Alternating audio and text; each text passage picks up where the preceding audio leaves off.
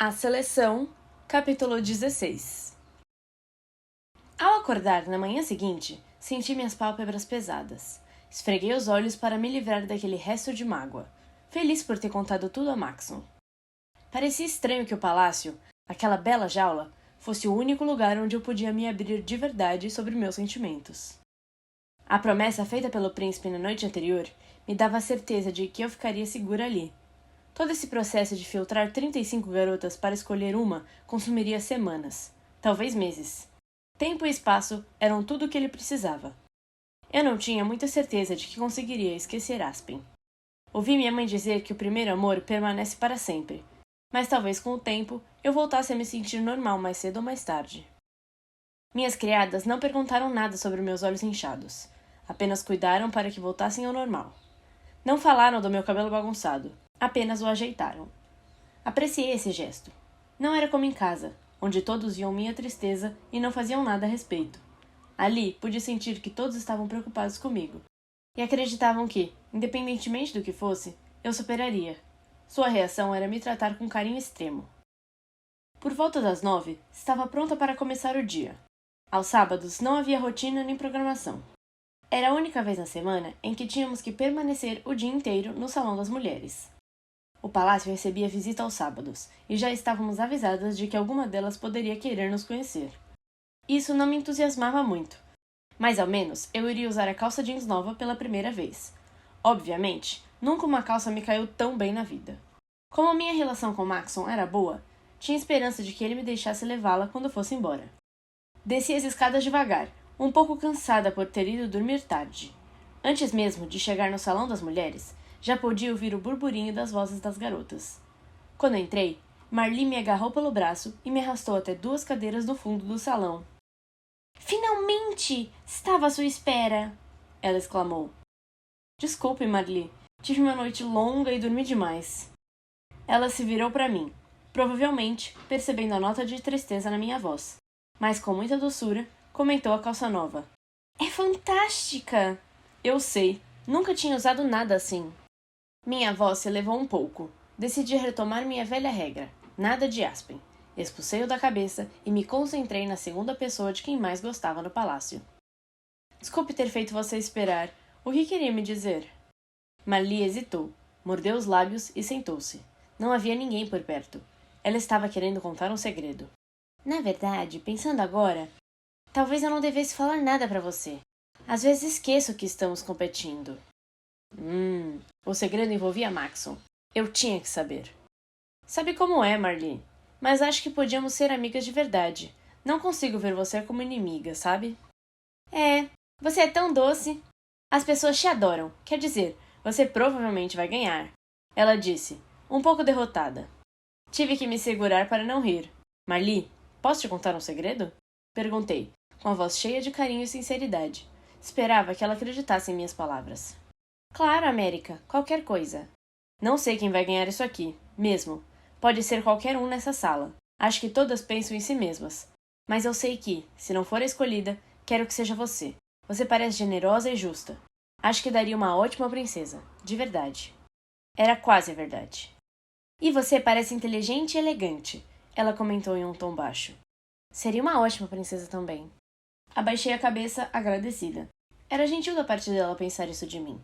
Ficava um pouco desconcertada quando falavam de mim, mas minha mãe, May, Mary...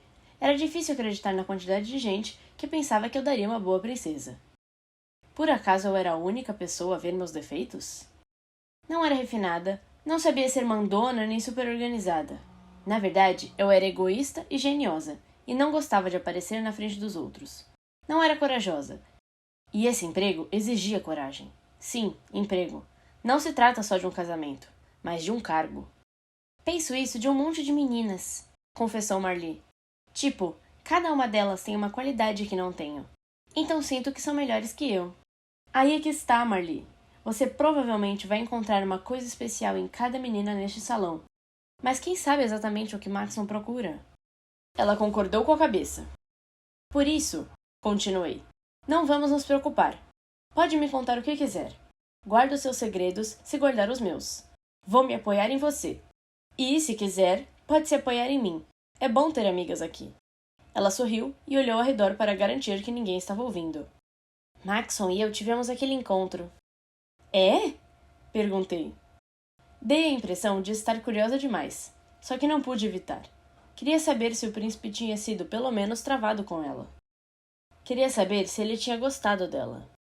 Ele enviou uma carta para as minhas criadas perguntando se eu poderia vê-lo na quinta. Sorri quando ouvi Marli contar isso, lembrando como na quarta-feira ele e eu tínhamos decidido eliminar essas formalidades. Ela continuou. Respondi que sim, claro, como se eu fosse capaz de negar. Ele foi me buscar e demos uma volta pelo palácio. Ficamos falando de cinema e ele gosta de vários filmes que eu também gosto. Então descemos as escadas para o porão. Você chegou a ver o cinema que tem lá? Não. De fato, eu nunca estivera em um cinema. Não vi a hora de ela começar a descrevê-lo. Ah, é perfeito! Os assentos são grandes e reclináveis, e tem até uma pipoqueira lá. Maxon estourou uma porção só para nós dois. Foi tão fofo, América. Na primeira vez, ele errou na medida de óleo e queimou a pipoca. Teve que chamar alguém para limpar antes de tentar de novo. Fiz uma cara de decepção. Bonito, Maxon. Muito bonito. Pelo menos Marli tinha achado romântico. Então a gente viu um filme e na parte romântica, no fim, ele segurou a minha mão. Pensei que fosse desmaiar. Quer dizer, eu tinha segurado o braço dele enquanto caminhávamos, mas isso é normal. Naquela hora, ele segurou a minha mão. Concluiu Marli, antes de suspirar e soltar o copo na cadeira. Comecei a rir alto. Ela estava completamente caída por ele. Sim, sim, sim! Não vejo a hora de sairmos de novo. Ele é tão lindo, não acha? É, ele é bonitinho. Respondi, depois de uma pausa. Ah, América, você deve ter reparado naqueles olhos e naquela voz. Menos quando ele ri, repliquei, lembrando que a risada de Maxon era meio esquisita. Fofa, mas esquisita. Ele dava uns soluços fortes e depois puxava o ar, fazendo um barulho que parecia outra risada. Está bem, a risada dele é esquisita, mas é bonitinha. Claro, se você gosta de ouvir o adorável som de uma crise de asma cada vez que contar uma piada. Marli se rendeu e levou as mãos à barriga de tanto rir. Está bem, ela disse, recuperando o fôlego. Mas deve ter algo nele que você acha atraente. Abri minha boca para dizer algo, mas fechei. Fiz isso umas 3 vezes. Minha vontade era dar outra cutucada, mas não queria que Marli o visse de um jeito negativo. Pensei no que dizer. O que era atraente em Maxon?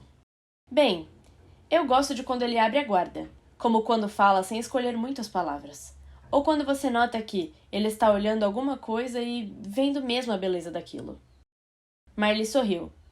Eu sabia que ela não tinha visto esse lado dele. E gosto como parece ficar mesmo envolvido quando estamos com ele, sabe? Como se, apesar de ter um país para administrar e milhares de coisas para fazer, ele esquece tudo quando está do seu lado. Ele se empenha naquilo que está diante dele. Gosto disso. E, continuei, não conte a ninguém, mas os braços dele... Gosto dos braços dele. Corei no final. Que burrice. Por que não me limitei a comentários genéricos sobre as coisas boas da personalidade dele? Por sorte, Marli não teve problemas em continuar o assunto. Sim, dá pra sentir os braços dele debaixo daquele paletó grosso, não é? Ele deve ser super forte. Ela emendou. Por que será? Quer dizer, pra que ser tão forte? Ele trabalha sentado. É estranho. Talvez ele goste de fazer poses em frente ao espelho, gracejou Marli, fazendo uma careta e flexionando os bracinhos fracos. Hahaha, aposto que é isso, mas duvido que você tenha coragem de perguntar. Sem chance! Pareceu que a noite tinha sido maravilhosa para ela. Por que Maxon evitara falar desse encontro?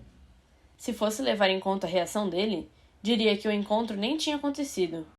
Timidez? Olhei ao redor do salão e vi que mais da metade das garotas parecia tensa ou infeliz. Janelle, Emika e Zoe escutavam algo que Chris contava. Ela parecia sorridente e animada, mas o rosto de Janelle estava franzido de preocupação, ao passo que Zoe roía as unhas. Emika estava com a cabeça longe, apalpando a região abaixo da orelha, como se estivesse dolorida. Fazendo jus à fama, Celeste falava algo de empáfia. Marli percebeu meu olhar e explicou o que acontecia. As garotas de cara amarrada são as que ainda não tiveram um encontro com o príncipe. Na quinta, Ele me disse que eu era a segunda só naquele dia. Ele está mesmo querendo conhecer todas.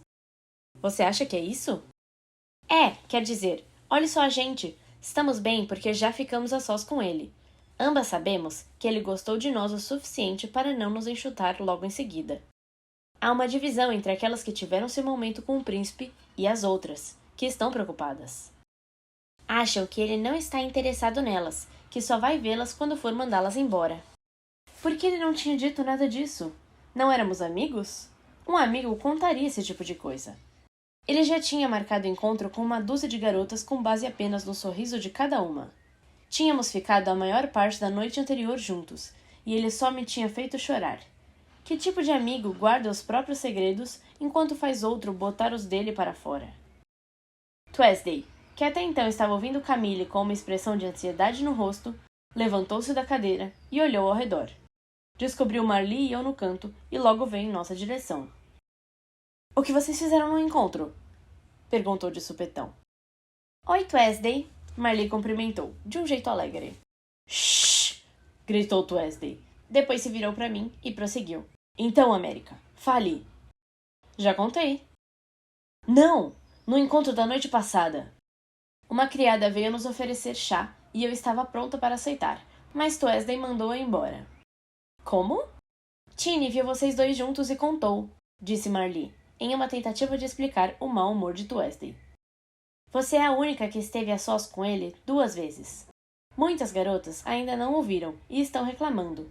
Acham uma injustiça, mas não é culpa sua se ele gostar de você. Mas é completamente injusto, explodiu Twedsday. Eu ainda não ouvi fora das refeições, nem de passagem. O que é que vocês dois fizeram? Nós, fomos ao jardim. Ele sabe que gosto de sair, só conversamos. Fiquei nervosa, como se estivesse em uma enrascada.